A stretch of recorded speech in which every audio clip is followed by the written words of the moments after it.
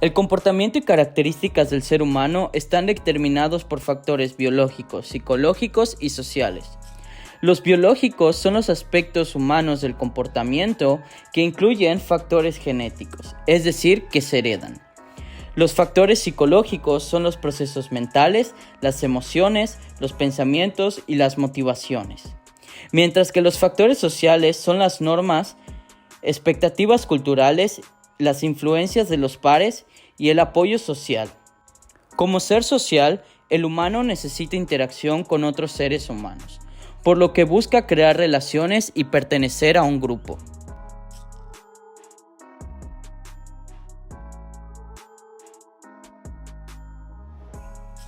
Un grupo consiste en dos o más personas que comparten normas y cuyos roles sociales están interinfluenciados. Theodore Newcomb. Un grupo es una entidad social compuesta por dos o más individuos que se encuentran regularmente y comparten una identidad común, una finalidad mutua y una estructura social. Irving Yalom. En este sentido, es posible entender al grupo desde lo más sencillo y básico que lo constituye. Por un lado, que haya un determinado número de componentes, por otro, que exista un objetivo común o medianamente compartido, y finalmente, que se dé interrelación entre ellos. Diferentes autores han atribuido el número de grupo a determinadas características. Por ejemplo, Moreno afirma que un grupo comienza con 2 personas, siempre y cuando exista cooperación en la interacción entre ambas. En el mismo sentido, Lewin considera la diada como un grupo si cumple la condición sine qua non que exista la interdependencia entre los dos miembros. Para Anziu, 4 es el número mínimo para poder hablar de grupo, porque es la primera agrupación que permite más interacciones que componentes, lo cual ilustra involuntariamente aquello que el todo es más que la suma de sus partes. Para Caparrós, 5 es el número que permite la dinámica de significados profundos, además de considerar la triada como el espacio grupal por excelencia, porque de él emerge el individuo, y porque es el espacio genuino del conflicto. Podemos considerar, por tanto, al número 5 como el primer portador del auténtico potencial terapéutico.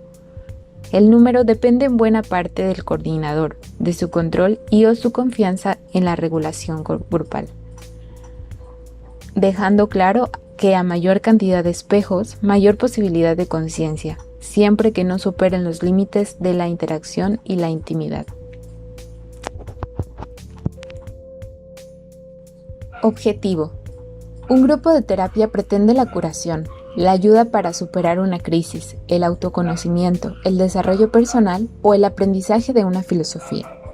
Sin un objetivo común, ningún grupo se convoca o se reúne, lo cual no quiere decir que el nivel de motivación, expectativas, finalidad sea homogéneo. Nunca lo es, pero sí medianamente compartido. Reciprocidad. Desde la filosofía, Sartre explora al hombre frente al grupo y a la historia colectiva. Para Sartre, lo que define la grupalidad es el paso de la serialidad a la reciprocidad. El grupo es la obra de las libertades asociadas con vistas a cierto fin. Lo que antes era una serie de personas, un otro idéntico intercambiable pasa a ser uno como yo, somos el mismo. La relación de reciprocidad sucede a la serialidad y cristaliza en la praxis común.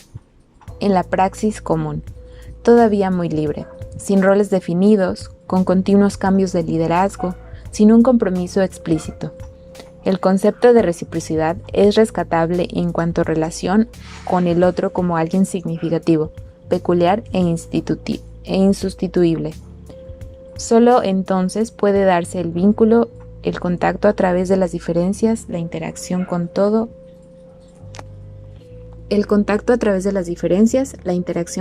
su componente psicoafectivo. Kiss sostiene 4 postulados acerca de la existencia de los grupos. 1. Los grupos existen y existirán dada la propia naturaleza del hombre. Esta es Este es un ser social que gusta de convivir, vivir, divertirse, trabajar, descansar y muchas otras actividades grupales. 2. Cuando las personas se reúnen en grupos, movilizan fuerzas que poseen gran importancia y repercusión para los individuos que los conforman. 3. Los grupos pueden ejercer una influencia positiva sobre los individuos, sobre todo aquellos en los que hay amor y cultura, pues las personas reunidas siempre salen beneficiadas. Sin embargo, existen grupos que se pueden estancar o resultan negativos en alguna forma, y son aquellos en los que no existe ni amor ni cultura, sino que predomina la agresión o la maldad de algunos de los miembros. 4. La dinámica de los grupos bien llevada favorece el desarrollo del ideal del yo. Pues no solo ayuda a fortalecer al yo y al superyo, sino que también le da forma y contenido a los valores, a los ideales y a las aspiraciones sublimatorias más notables del ser humano. Características que definen al grupo según González Núñez. Interacción. Implica una dimensión espaciotemporal donde se relacionan los miembros del grupo. Percepciones y conocimientos de los miembros y del grupo. Cada uno es una parte del todo. Los miembros se dan cuenta de que existe el grupo al cual pertenecen y que toda su conducta ejerce una influencia o una acción en el medio ambiente. De igual manera, el ambiente percibe a esa unidad grupal como tal. Motivación y necesidad de satisfacción. En general, los individuos se incorporan a un grupo porque creen que van a satisfacer alguna necesidad de afiliación, pertenencia, éxito, estatus, poder, etc. Metas de grupo. Están relacionadas con la motivación, ya que los miembros del grupo las consideran significativas. Estos pueden tratar de lograr metas de diferente índole: laborales, escolares, sociales, individuales, de pareja, familiares, de éxitos, superación personal, terapéuticas, de control interno y demás. Organización del grupo. Implica propiedades estructurales que regulan el funcionamiento grupal, como roles, normas y estatutos, ya sean estos escritos o no, pactados de manera verbal o no verbal. Interdependencia de los miembros del grupo. Los integrantes reconocen de manera consciente o inconsciente que poseen necesidades y que para satisfacerlas dependen de los demás miembros del grupo. Propiedades del grupo. Además de características, los grupos poseen propiedades referidas a los factores que estos puedan o no tener. González Núñez menciona las siguientes propiedades. Los antecedentes individuales de los miembros del grupo. El grupo puede estar constituido por personas con diferentes antecedentes, como que se trate de personas dependientes de una determinada clase social u otros. Estos antecedentes no son una simple suma, sino que forman combinaciones originando que determinado grupo pueda ser identificado como una unidad. Atmósfera. Se refiere al estado de ánimo, tono afectivo o sentimiento que está presente en los integrantes del grupo, el cual a su vez conforma la atmósfera grupal. Esquema o patrón de participación. Se determina por la dirección de las relaciones existentes dentro del grupo y por el grado de participación de los miembros en los asuntos grupales. Puede ser unidireccional o bidireccional. Si es multidireccional, es cuando los miembros del grupo se comunican unos con otros y a la vez que se comunican con el coordinador. La capacidad de autodirección. Se refiere a la disposición que tiene el grupo para regularse a sí mismo y dirigirse hacia la meta. Interacción grupal. Puesto que la interacción es una de las propiedades prioritarias, el conductor del grupo utiliza sus conocimientos y experiencia para lograr que interactúen determinados miembros del grupo, de acuerdo con los intereses perseguidos. Inducción mutua. Aquí se enfatizan los factores de índole emocional. Los miembros del grupo se inducen ya sea de forma consciente o inconsciente. Asimilación. En este proceso, el grupo va a controlar y apropiarse de las características personales del individuo, construyéndose así en un grupo sumamente cohesivo. Polaridad. Es una manifestación dinámica del grupo. Casi todos los grupos están polarizados en torno a una persona, una idea, un problema o una meta. Voluntad. La eficacia del grupo se basa en la voluntad y el beneplácito de sus miembros por pertenecer a él. Identificación. Pueden ser positivas o negativas, dependiendo de las características emocionales de sus miembros. La identificación es inconsciente, pero al hacerla consciente y manejarla adecuadamente, resulta útil para el coordinador como persona y, simultáneamente, ayuda al proceso grupal.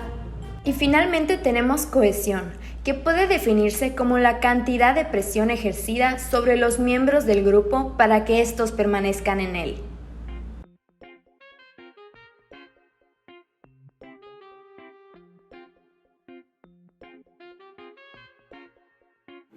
Elementos básicos. El campo. Se refiere al contexto en el que ocurre una experiencia o percepción.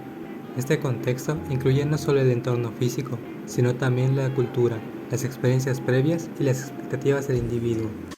El organismo. Es el individuo en su totalidad, incluyendo su cuerpo, su mente y emociones. Es un sistema complejo que se autorregula y busca constantemente el equilibrio dentro de su entorno. La frontera. Es la línea que separa el organismo del entorno. Es una barrera permeable que se encuentra en constante cambio, influenciada por la interacción entre el organismo y el entorno. El entorno es el conjunto de estímulos, situaciones y contextos que rodean al organismo. La Gestalt sostiene que el entorno no es externo e independiente del individuo, sino que es co-creado por él mismo en su interacción con el mundo. Figura. Se refiere a la parte de la imagen o del estímulo que se destaca o se percibe como objeto principal. Es la parte que captura nuestra atención y se distingue del fondo. La figura es considerada como la parte predominante, significativa o relevante de la percepción visual. Fondo. Es el espacio o el contexto que rodea a la figura. Es la parte menos prominente o perceptible en comparación con la figura. El fondo proporciona el entorno o la base para la figura, pero no atrae tanto la atención como la figura en sí misma. El self se refiere a la percepción y a la experiencia subjetiva que una persona tiene de sí misma.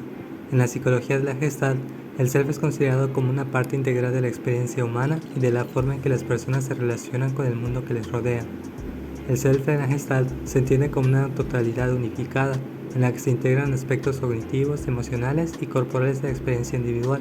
Se ve como un proceso en constante cambio y desarrollo, en el que las personas se construyen y reconstruyen a sí mismas a medida que interactúan con su entorno. Funciones del self. Ello, capacidad del organismo de entrar en contacto con el ambiente a través de 3 elementos. El fondo de los contactos asimilados, que es una actividad constante del self capaz de cambiar su anterior ajuste. Los autores hablan de 2 tipos de contacto, el asimilado y el contacto con la novedad. Necesidades fisiológicas. Constituyen la excitación del self proveniente del organismo. El self puede activarse como consecuencia de una excitación interna. Vivencia corporal. Es aquel que sintetiza las 2 funciones anteriores, dándoles un sentido de integración en la experiencia de la confianza básica del self. Personalidad. La función de la personalidad expresa la capacidad del self de contactar con el ambiente basándose en lo que es decir, en lo que uno se ha convertido. Esta función se expresa con la respuesta del sujeto a la pregunta ¿quién soy yo? Se trata del marco de referencia y de las actitudes básicas del individuo. Yo.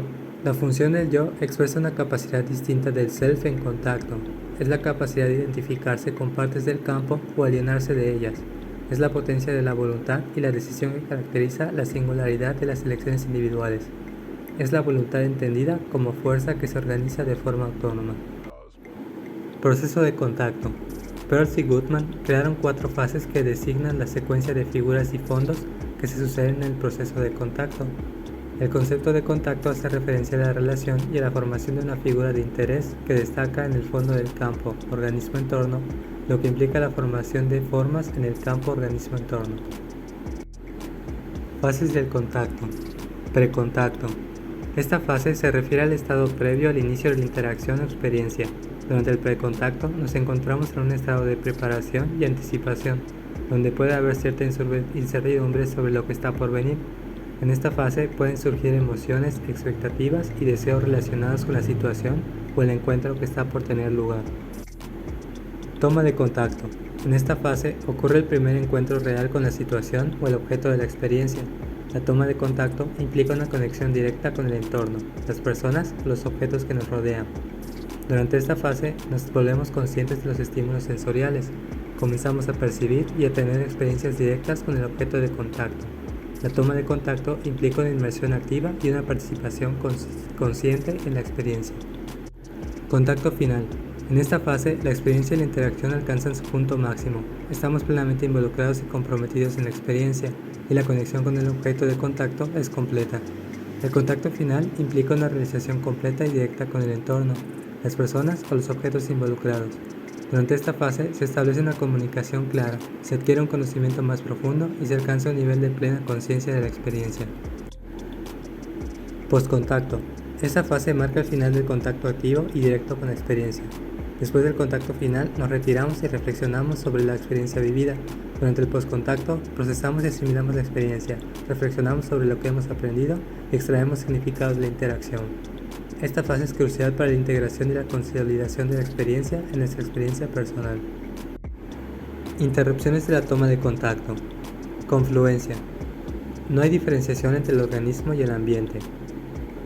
Introyección. Adopción sin cuestionamiento de las normas, valores o actitudes de su entorno. Proyección. El individuo atribuye a otras personas o situaciones sus propias características, emociones o pensamientos reprimidos. Retroflexión. El individuo dirige hacia sí mismo la energía que debería dirigir hacia su entorno. Egotismo. Preocupación excesiva por el propio bienestar y la falta de consideración hacia los demás. Introducción. En las últimas 3 décadas se han utilizado diferentes enfoques de investigación para comprender cómo funciona la psicoterapia de grupo. Existe una superposición significativa entre los sistemas de clarificación propuestos por los investigadores y Yalom, quien ha desarrollado un inventario basado en evidencia que enumera 11 factores terapéuticos que operan en la psicoterapia de grupo. Estos factores son: infundir esperanza. La fe en un tipo de tratamiento es terapéuticamente eficaz, tanto cuando el paciente tiene altas expectativas de ayuda como cuando el terapeuta cree en la eficacia del tratamiento. En la terapia grupal, infundir y mantener esperanza juega un papel excepcional. Los testimonios de mejora de otros miembros del grupo infunden esperanza en los demás. Universalidad. Muchos pacientes se sienten aislados y creen erróneamente que su soledad y sufrimiento son únicos, pensando que solo ellos tienen ciertos problemas o impulsos inaceptables. El acceso a interacciones sociales auténticas y sinceras es limitado para estas personas, lo que refuerza su aislamiento. Sin embargo, en un grupo de terapia, especialmente en las primeras etapas, los pacientes experimentan un gran alivio al darse cuenta de que no están solos en sus problemas. La transmisión de información en un grupo terapéutico puede ocurrir a través de la instrucción didáctica o de orientación directa. En la instrucción didáctica están los grupos que hacen énfasis en proporcionar información a través de la utilización de textos, invitando a expertos a dirigirse al grupo y promoviendo activamente el intercambio de información entre los miembros. La orientación directa se refiere a la práctica de ofrecer sugerencias y orientación directa por parte de los miembros en cualquier tipo de grupo de terapia. A diferencia de la instrucción didáctica proporcionada por el terapeuta, la instrucción directa es ofrecida tanto por el líder como por otros miembros del grupo.